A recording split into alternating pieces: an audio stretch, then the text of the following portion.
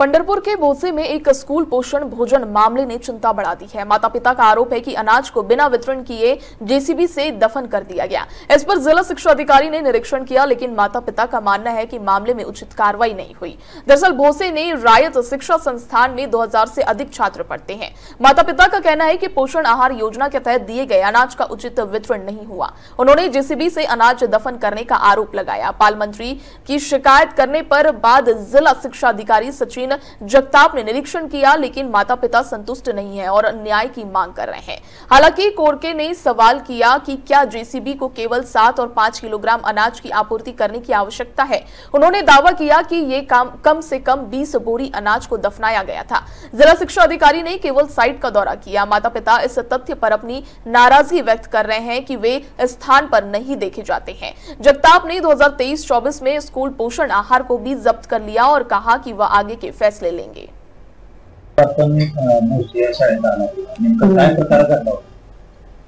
मला काही अज्ञात व्यक्तींकडून शालेय पोषण आहार विल्हेवाट लावल्याची माहिती मिळालेली होती। त्या संदर्भात पाहणी करण्यास मी या ठिकाणी आलेलो होतो।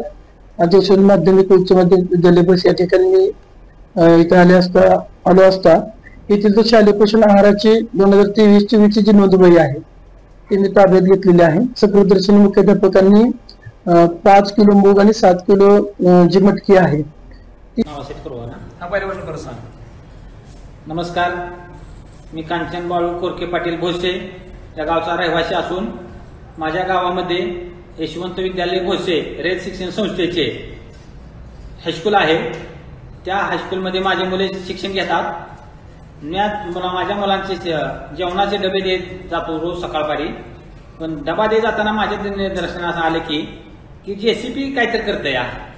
मग मी थोडं दुर्लक्ष केलं आणि पुन्हा विचारलं तर माहिती मिळाली की शालेय पोषण आहारात मिळालेला तांदूळ, डाळ जी काय साहित्य आहे